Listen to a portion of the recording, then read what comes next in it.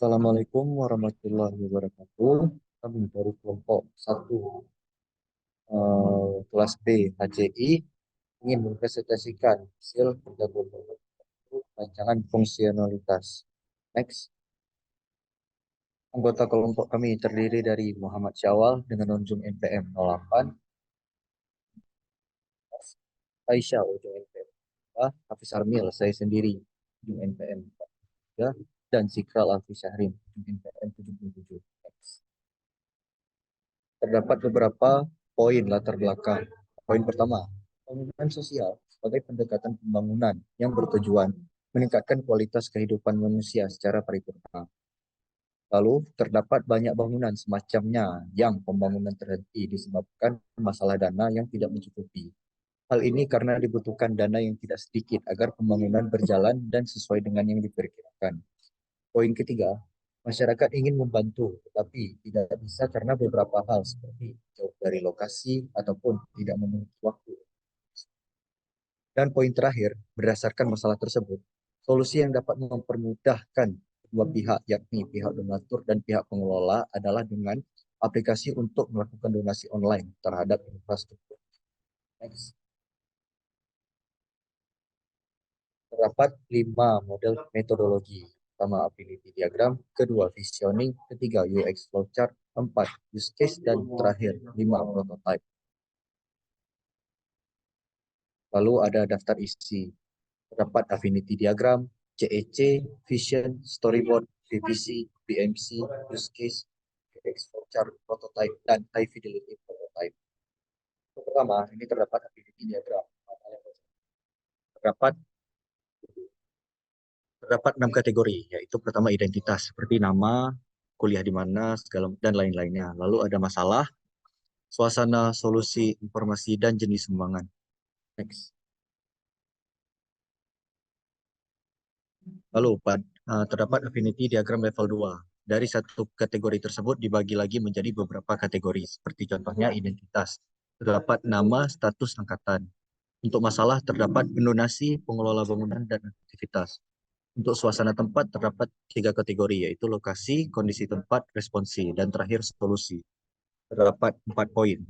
4 kategori, yaitu informasi sumbangan, sumbangan online, aktivitas, dan jenis sumbangan. Untuk slide selanjutnya akan dibacakan oleh Muhammad Syawal. Ada Muhammad Syawal pada tempat. Baik, terima kasih. Selanjutnya adalah cause effect change atau CEC. Jadi CEC sendiri adalah permasalahan yang sering dialami user. Yang pertama adalah permasalahan user gaptek dan tidak mahir menggunakan teknologi. Untuk permasalahan pertama penyebabnya terbagi menjadi dua. Yang pertama tidak terbiasa menggunakan handphone, yang kedua malas belajar dan membiasakan diri menggunakan telepon.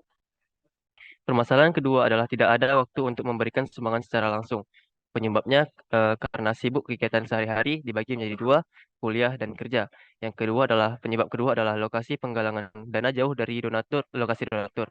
Penyebabnya pembagiannya lagi ada pembangunan tidak cukup dana biasa biasa di pendalaman. Dan yang kedua, user yang menyumbang tinggal di daerah kota. Next. Permasalahan ketiga adalah kurang informasi mengenai penampungan sumbangan. Penyebabnya adalah tidak ada pengumuman mengenai penggalangan dana, tidak tahu siapa yang membutuhkan dana, tidak mengetahui di mana tempat untuk menyumbang dana, donatur tidak sering melihat media sosial.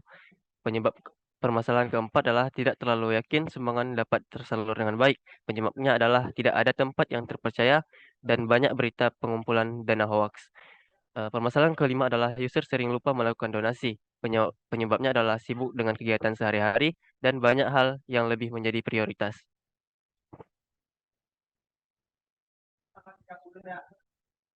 Selanjutnya adalah vision. Vision adalah solusi yang dibuat berdasarkan CEC yang telah dibacakan tadi. Yang pertama adalah membuat penggalangan dana online yang bisa diakses dimanapun dan kapanpun. Yang kedua, menyediakan pembayaran sumbangan melalui e-wallet dan m-banking. Yang ketiga, memberikan menu FAQ agar user tidak kebingungan. Yang keempat, donatur menerima informasi sumbangan secara langsung dari aplikasi. Yang kelima, pada saat melakukan pembayaran menggunakan Face ID agar keamanan terjaga. Yang keenam, terdapat fitur pengingat donasi agar user tidak lupa melakukan donasi. Yang ketujuh, mendapat fitur B-Money, yaitu fitur yang dapat melakukan top up saldo ke dalam aplikasi Bigger Money Box. Sekian, saya kembalikan kepada moderator. Dan terima kasih kepada Pak Sawal. Untuk slide selanjutnya akan dibacakan oleh Zikra Lapisani. Pada Zikra, waktu dan tempat dipersilakan. Baik, terima kasih kepada moderator. Jadi selanjutnya itu storyboard. Pada storyboard yang pertama menjelaskan tentang fitur FAQ. Pertama, Budi menjumpai Fulan karena ingin menanyakan mengenai aplikasi donasi yang digunakan, tetapi Budi bingung harus memulai dari mana karena Budi merupakan orang awam mengenai teknologi seperti smartphone. Lalu yang kedua, kemudian Fulan menyarankan kepada Budi untuk selalu melihat fitur FAQ. Kepada Budi, fitur FAQ dapat memberikan petunjuk kepada penggunanya. Jadi pengguna tidak perlu khawatir apabila tidak mengetahui berbagai macam hal mengenai aplikasi. Yang ketiga, setelah mencoba akhirnya Budi mengetahui berbagai macam cara yang dijelaskan dalam fitur FAQ. Fulan juga memberitahukan kepada Budi untuk mengetahui pindah CS apabila terdapat kendala yang tidak dijelaskan di fitur FAQ. Yang kedua, ada fitur Face ID. Uh, Gambar pertama menjelaskan user khawatir dengan keamanan akunnya, takut disalahgunakan oleh orang lain. Lalu yang kedua, user menemukan fitur Face ID untuk memverifikasi pembayaran donasi. Lalu yang ketiga, user merasa aman dan puas dengan adanya fitur Face ID, membuat transaksi jadi lebih aman. Next.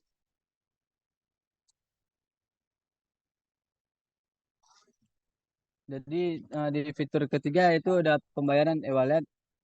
User memilih bangunan yang ingin dinonasikan. Lalu halaman kedua, Dewi mendengar kabar bahwa pembangunan panti asuhan desanya sedang terhenti karena kekurangan dana. Lalu Dewi ingin membantu menyumbangkan dana, tapi tidak bisa datang ke tempat secara langsung. Setelah beberapa saat, Dewi akhirnya menemukan cara untuk menyumbangkan ke panti asuhan di desanya. Lalu yaitu dengan menggunakan aplikasi donasi yang bisa menggunakan fitur e-wallet dan banking. Di halaman keempat, user memilih metode pembayaran e-wallet dan yang diinginkan. Lalu user memasukkan nominal donasi yang ingin disumbangkan. Setelah mendapatkan membuka aplikasinya, Dewi bisa memilih berbagai macam metode pembayaran yang tersedia. Next.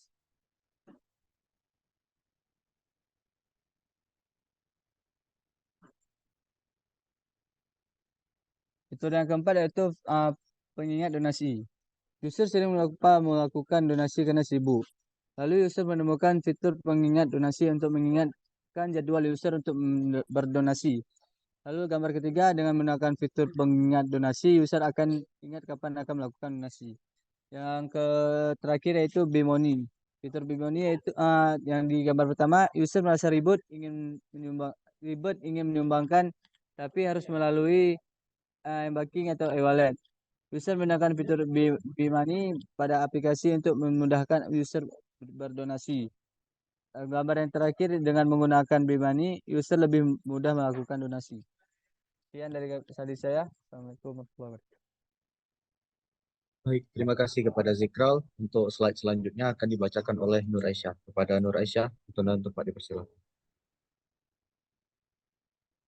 Baik, terima kasih kepada moderator. Selanjutnya adalah value proposition canvas atau VCV dari donatur. Terdapat dua bagian, yaitu ada client profile dan value proposition. Yang pertama adalah di client profile terdapat customer job, gains, dan pains, di mana customer job adalah merupakan tugas dari user, yaitu user yang pertama mencari informasi, dan gains adalah yang diinginkan oleh user, yaitu user dapat melakukan donasi dengan lebih cepat tanpa perlu transfer. Kemudian ada masalah yang dialami oleh user, yaitu kurangnya informasi mengenai penampungan sumbangan. Kemudian di sebelahnya ada value proposition, yaitu untuk menyelesaikan permasalahan-permasalahan dari user. Dari permasalahan pertama yaitu tugas user, yaitu aplikasi ini menyediakan informasi penggalangan dana pada setiap sumbangan. pembayaran menggunakan biometrik seperti Face ID. Aplikasi mempunyai fitur Pay Money, yaitu top up dalam aplikasi. Kemudian ada pen reverse-nya, yaitu menyediakan fitur pengingat donasi agar user ingat melakukan donasi secara berkala. Donatur menerima informasi sumbangan langsung dari aplikasi, memberikan menu FAQ supaya user dapat memahami cara menggunakan aplikasi untuk berdonasi, menyediakan pembayaran sumbangan melalui e-wallet, dan produk yang dihasilkan yaitu aplikasi sumbangan untuk pembangunan infrastruktur sosial. Next. Selanjutnya, value proposition dari pengelola, yaitu sama seperti sebelumnya, terdapat customer job, gains, pains, di sebelahnya adalah ada gains creator, pain reverse, dan produk yang dihasilkan. Next. Selanjutnya ada bisnis model canvas atau BMC. Di BMC ini yang terdapat key partners, yaitu Dinas Pekerja Umum, Dinas Sosial, donatur, jasa e-wallet, dan investor. Kemudian key activity, yaitu mendata sumbangan yang terkumpul, mendata pembangunan yang sedang berjalan, mendata dana yang terkumpul, penggalangan dana secara online. Kemudian ada value proposition, yaitu beroperasi selama 24 jam, menyediakan donasi pembangunan infrastruktur. Pengguna mendapatkan informasi bangunan infrastruktur sosial yang belum siap. Customer relationship-nya ada pelayanan sendiri dan mudah digunakan. Customer segment-nya yaitu pengelola bangunan dan donatur. Kemudian key resource-nya ada aplikasi, customer service, dan platform. Channel-nya terdapat 3, yaitu ada sosial media, dari mulut ke mulut, aplikasi di Play Store, dan App Store. Konstrukturnya tempat admin, pemelihara sistem, biaya pemrosesan pembayaran. Untuk revenue stream terdapat iklan, donasi dari user secara sukarela. Baik, terima kasih. Saya kembalikan kepada moderator. Baik, terima kasih kepada Nur Aisyah. Untuk slide selanjutnya akan dibacakan ini. Terima kasih kepada moderator. Untuk selanjutnya adalah use case. Jadi pada penjelasan ini kami memiliki user di situ adalah donatur. Di sini donatur akan registrasi ke aplikasi.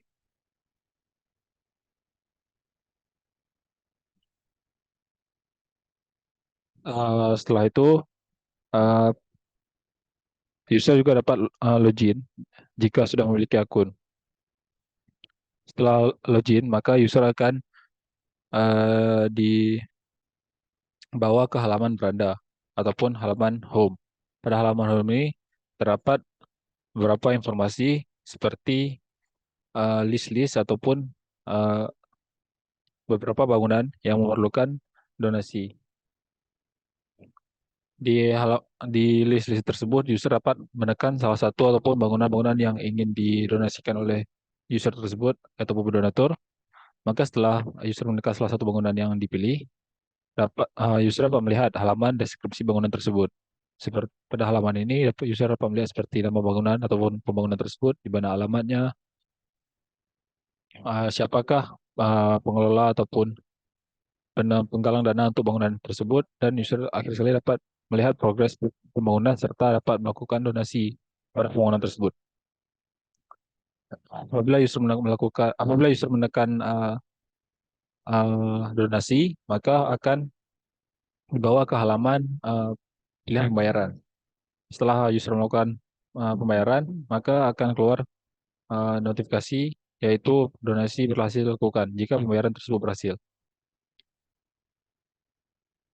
Seterusnya adalah dapat dilihat sini adalah UX flowchart. Di sini merupakan flowchart untuk aplikasi dari kelompok kami. Pada aplikasi ini, pertama user akan dibawa ke landing page apabila sudah membuka aplikasi. Setelah landing page ini, user akan dibawa ke halaman awal aplikasi, yaitu berisi pengenalan ataupun informasi untuk aplikasi Bimpos ini sendiri. Setelah setelah dari halaman pengenalan tersebut, user akan dibawa ke halaman login ataupun register. Jika user sudah memiliki halaman login, maka dapat langsung login ke aplikasi. Jika user belum memiliki akun, maka user haruslah mendaftarkan akun terlebih dahulu. Setelah mendaftarkan akun ataupun setelah login, user akan dibawa ke halaman beranda. Di halaman beranda ini, user dapat melihat beberapa fitur ataupun pilihan-pilihan yang terdapat pada halaman beranda tersebut. Seperti dapat pergi ke halaman FAQ jika user tidak memahami cara menggunakan aplikasi. Setelah itu juga ada Bimani ataupun seperti itu ada Bimani, yaitu adalah fitur yang dapat digunakan oleh user untuk top up aplikasi supaya user dapat menjalankan ataupun mendonasikan dengan lebih mudah ke bangunan-bangunan yang dipilih. Seterusnya apabila user menekan donasi pada salah satu bangunan yang dipilihnya, akan dibawa ke halaman deskripsi bangunan yang merupakan penjelasan detail mengenai bangunan yang dipilih untuk didonasikan oleh user tersebut. Apabila user ingin mendonasikan, di sini user dapat menulis sendiri berapa nominal yang diinginkan ataupun dapat juga menekan nominal yang sudah tersedia pada halaman tersebut. Apabila sudah menekan ataupun memastikan nominal yang diingin disumbangkan, maka akan dibawa ke halaman pilihan pembayaran. Di sini user dapat memilih pembayaran sama ada melakukan transfer bank seperti mobile banking ataupun juga dapat melakukan donasi melalui e-wallet. Setelah memilih metode pembayaran yang diinginkan, maka akan dibawa ke halaman Face ID. Pada halaman Face ID ini adalah untuk memverifikasi bahwa user tersebut adalah user asli dari akun yang dimilikinya. Apabila user tersebut sudah diverifikasi, maka akan keluar pembayaran berhasil. Untuk seterusnya dari flowchart adalah high fidelity prototype. Di sini adalah prototype yang sudah kami hasilkan menggunakan aplikasi Figma untuk menghasilkan tampilan dari aplikasi Megatre Moneybox ini. Di sini terdapat beberapa screenshot yang sudah kami tampilkan. Ya, pertama kali ada pengenalan dari aplikasi. Di sini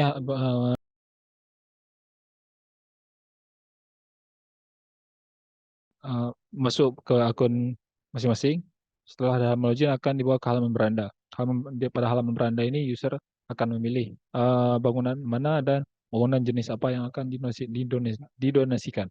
Jika user merasa awam ataupun tidak mengerti untuk menggunakan aplikasi ini, maka dapat ke halaman FAQ. Di halaman FAQ ini ada beberapa tata cara ataupun langkah-langkah untuk menggunakan aplikasi Beambox ini. Seterusnya, jika user masih tidak mengerti, dapat menghubungi kami melalui email dengan menekan pada bagian ini. Selain itu, user juga dapat memberikan saran agar aplikasi dapat berkembang dengan lebih baik. Seterusnya juga ada terdapat wishlist.